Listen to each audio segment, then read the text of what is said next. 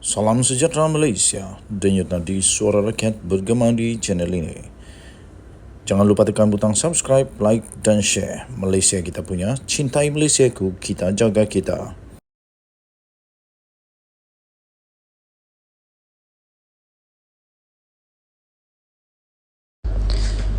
Salam sejahtera Malaysia. Berita terkini dipetik daripada sahbudin.com.net 27 Jun 2023. 3 cabaran gentir buat PRN, buat PH dan BN. Walaupun tarikh penamaan calon dan pengundian bagi PRN bagi 6 buah negeri belum lagi ditetapkan oleh SPR, kehangatan bahangnya sudah pun mula terasa dan dapat dirasakan pada ketiga ini. PHBN dan Perikatan Nasional sebagai dua blok utama yang akan bertembung dalam PRN itu nanti didapati telah pun menggerakkan aktiviti masing-masing ke arah matlamat masing-masing untuk memperoleh kemenangan. Begitupun disebabkan PH dan BN adalah kerajaan di peringkat pusat, selain senario politik semasa agak bergelora dengan pelbagai isu, PRN nanti dilihat lebih merupakan cabaran gentir buat gabungan tersebut. Berikut adalah pertimbangan yang harus diambil berat oleh PH dan BN, khususnya oleh Anwar Ibrahim selaku Perdana Menteri. Yang pertama, daripada 6 negeri yang akan berlangsung PRN itu, 3 negeri adalah milik Pakatan Harapan dan 3 negeri lagi milik PAS. Berapa negeri yang mampu dipertahankan dan dirampas oleh PHBN? Apakah PHBN mampu mempertahankan Selangor, Pulau Pinang dan Negeri Sembilan? Negeri manakah yang kini ditadbir oleh PAS, iaitu Kelantan, Terengganu dan Kedah, yang mampu ditawan oleh PHBN?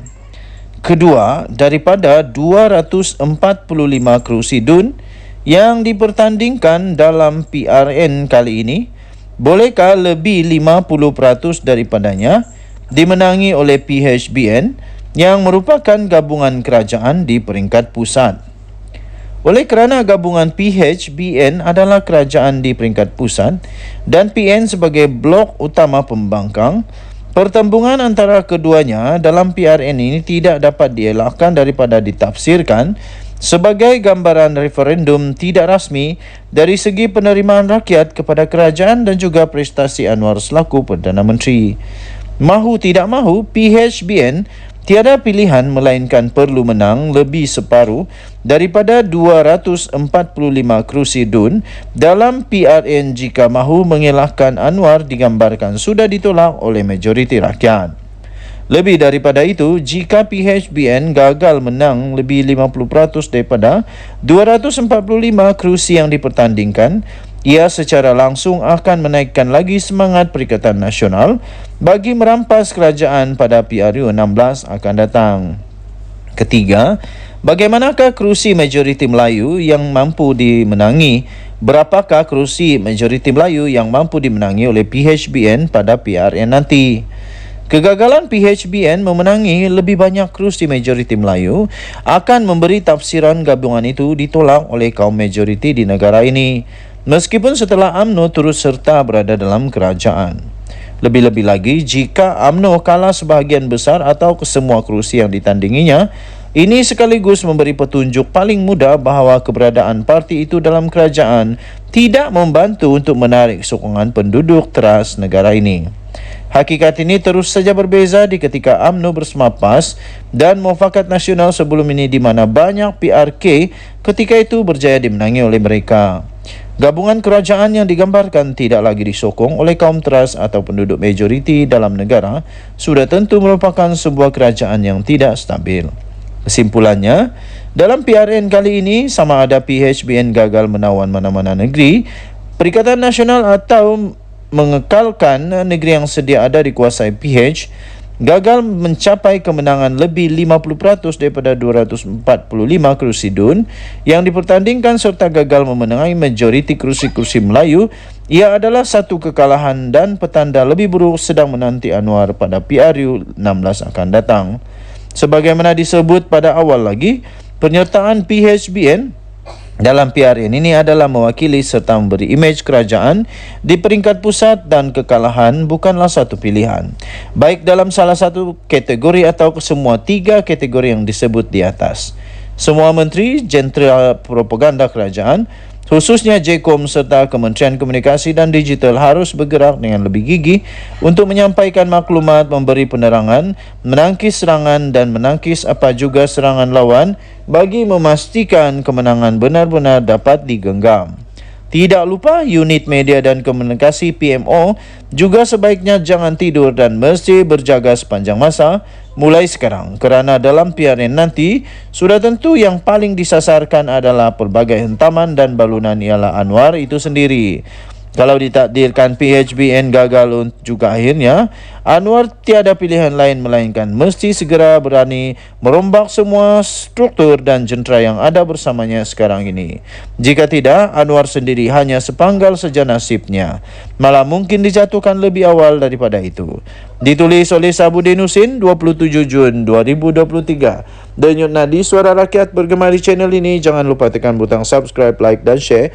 Malaysia kita punya, cintai Malaysiaku, kita jaga kita. Kita jumpa lagi. Selamat petang Malaysia. Bye-bye.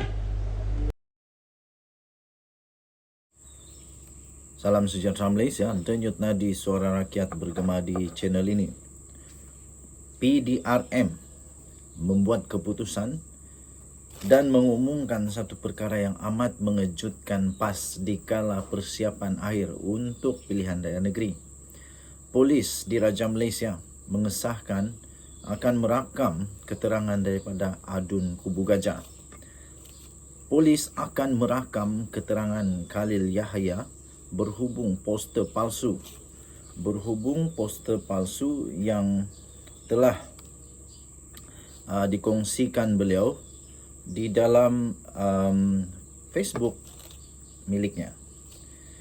Polis akan merakam keterangan Khalil Yahya berhubung poster palsu mengenai pelantikan ahli Parlimen Seputi iaitu Teresa Hock sebagai pengurus Felda.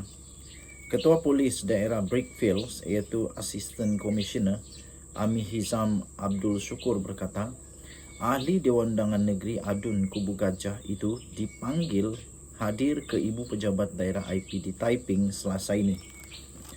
Katanya dalam kenyataan itu, janji temu sudah dibuat untuk rakaman percakapan Khalil pada jam 10 pagi di IPD Taiping, katanya kepada Harian Metro. Harian Metro semalam melaporkan polis telah pun menerima laporan dibuat oleh Teresa Hock berhubung poster pelantikannya sebagai pengerusi Felda. Siasatan polis mendapati berita palsu itu berasal daripada laman sosial Facebook Khalil. Kes itu disiasat mengikut Seksyen 504 Kanun Keseksaan serta Seksyen 233 Akta Komunikasi dan Multimedia 1988. Okey, so di sini kita akan nampak nanti, kita akan tahu nanti di mana asal sebenarnya poster itu.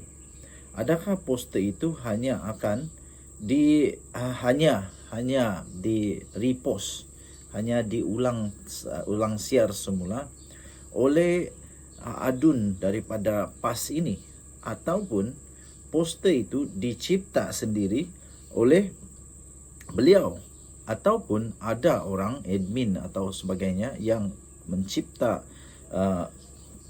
poster itu kemudian dipost oleh beliau.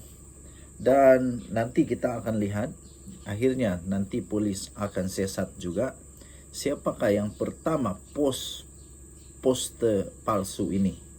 Dan di sana nanti kita akan tahu kebenarannya. Jadi tuan-tuan dan puan-puan yang dihormati sekalian, adakah ini adalah satu permulaan yang kurang baik di dalam kempen PRN daripada PAS? Dan adakah ini satu cabaran yang bakal akan dilalui oleh Pakatan Harapan, iaitu akan ada berita-berita yang dipost yang tak sahih, yang palsu. Dengan kata lain, mungkinkah ada fitnah lagi? Mungkin ada fitnah lagi kah selepas ini? Harap-harap tak ada. Dan kita ingin melihat kempen yang bersih tanpa politik terlebih-lebih, sehingga adanya timbul yang disebut sebagai fitnah. Harap-harap tidak ada fitnah memfitnah, dan harap-harap semua yang dikeluarkan itu adalah fakta. Kerana rakyat ini, terutamanya orang daripada golongan sederhana yang berpendidikan sederhana, selalunya akan cepat untuk menerima semua.